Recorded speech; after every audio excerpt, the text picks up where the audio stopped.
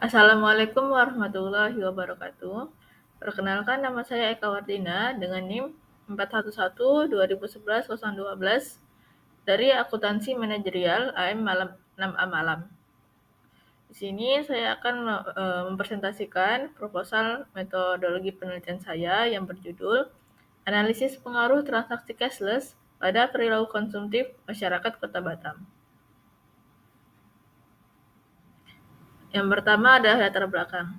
Latar belakang penelitian saya adalah dengan adanya kemajuan teknologi dan perkembangan sistem pembayaran elektronik, masyarakat semakin mudah melakukan transaksi menggunakan kartu debit, e-wallet, atau aplikasi pembayaran digital lainnya. Fenomena ini telah membawa dampak signifikan pada perilaku konsumtif masyarakat di Kota Batam. Namun, dengan adanya metode cashless juga dapat berpengaruh terhadap perilaku konsumtif.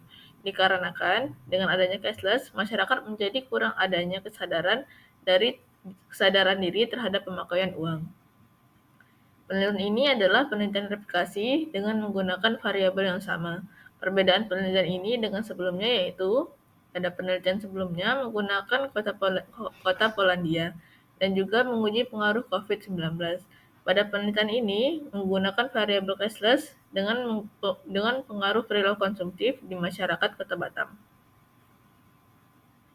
Yang kedua adalah rumusan masalah. Rumusan masalahnya yaitu yang pertama, bagaimana penggunaan transaksi cashless mempengaruhi perilaku konsumtif masyarakat Kota Batam. Yang kedua, bagaimana pengaruh frekuensi penggunaan transaksi cashless dengan tingkat perilaku konsumtif. Tujuan penelitian yang pertama adalah menganalisis perubahan perilaku konsumtif yang terjadi pada masyarakat Kota Batam sebagai akibat penggunaan transaksi cashless. Yang kedua, menguji pengaruh frekuensi penggunaan transaksi cashless dengan tingkat perilaku konsumtif.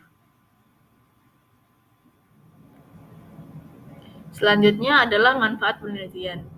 Secara teoritis, penelitian ini diharapkan dapat memberikan pemahaman yang lebih baik tentang bagaimana adopsi transaksi cashless mempengaruhi persepsi masyarakat terhadap nilai uang dan pengelolaan keuangan pribadi. Yang kedua, secara praktis, penelitian ini diharapkan dapat berfungsi sebagai referensi pada akademisi serta menjadi inspirasi pada penelitian selanjutnya. Batasan masalah, penelitian ini difokuskan pada masyarakat yang tinggal di Kota Batam dengan mempertimbangkan lingkungan sosial, budaya, dan karakteristik kota tersebut. Hasil penelitian ini mungkin tidak dapat secara langsung generalisasi ke populasi masyarakat di kota lain. Selanjutnya, penelitian ini akan bergantung pada data yang tersedia, baik dalam bentuk survei, wawancara, atau data sekunder. Keterbatasan aksesibilitas data atau keterbatasan data yang tersedia mungkin mempengaruhi kedalaman analisis atau generalisabilitas hasil penelitian. Selanjutnya adalah kajian teori. Teori yang digunakan pada penelitian ini adalah pertama teori ekonomi perilaku atau behavioral economics. Teori ekonomi perilaku menunjukkan bahwa manusia seringkali tidak bertindak secara rasional seperti yang diasumsikan dalam teori ekonomi tradisional. Sebaliknya, perilaku manusia seringkali dipengaruhi oleh bias kognitif, emosi, dan faktor sosial. Dalam konteks cashless, individu mungkin cenderung membuat keputusan konsumtif yang tidak sepenuhnya rasional karena dipengaruhi oleh faktor-faktor tersebut. Mereka mungkin tergoda untuk menghabiskan lebih banyak dengan transaksi cashless karena kenyamanan dan kecepatan proses pembayaran. Yang kedua, ada teori kesadaran pengeluaran atau spending awareness theory. Teori kesadaran pengeluaran menekankan bahwa kesadaran individu terhadap jumlah uang yang dihabiskan dapat mempengaruhi perilaku konsumtif. Dalam transaksi cashless, individu tidak berinteraksi secara langsung dengan uang tunai yang dapat mengurangi kesadaran mereka terhadap jumlah uang yang sebenarnya telah mereka belanjakan. Selanjutnya adalah kajian literatur. Kajian literatur yang digunakan penelitian ini adalah yang pertama ada consumer behavior regarding cashless payment during the COVID-19 pandemic. Why do cashless payment increase unhealthy consumption? The decision risk inattention hypothesis. Cashless dan cardless sebagai perilaku transaksi di era digital suatu tinjauan teoritis dan empiris effect of money on consumptive behavior of the Batam community.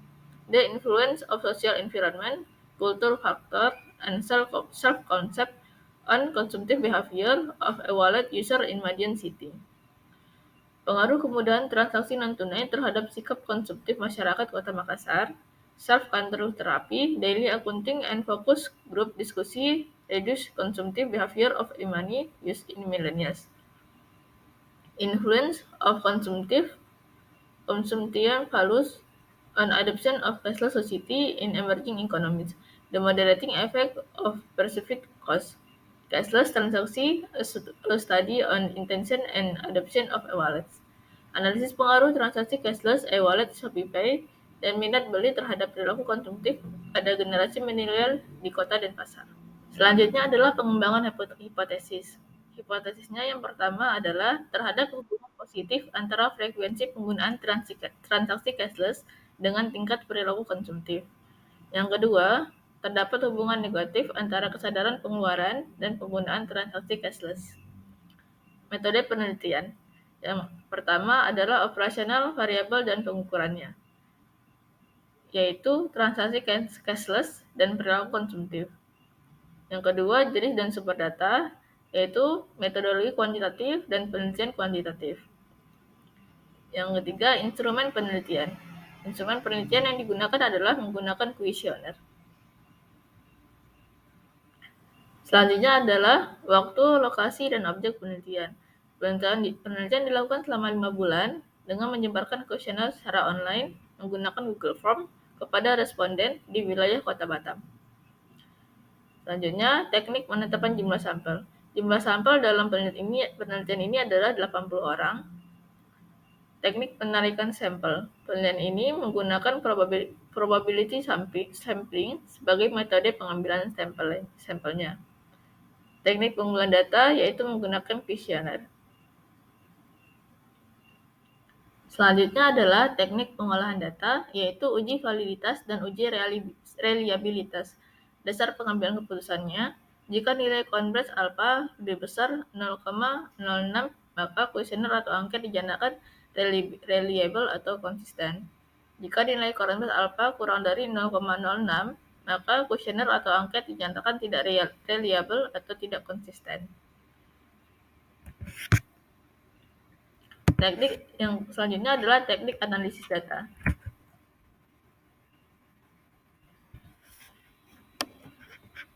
Yaitu yang pertama adalah analisis deskriptif.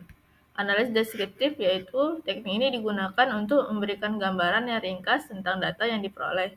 Analisis deskriptif melibatkan perhitungan statistik deskriptif seperti mean, median, modus, dan deviasi standar untuk menggambarkan karakteristik dan sebaran data.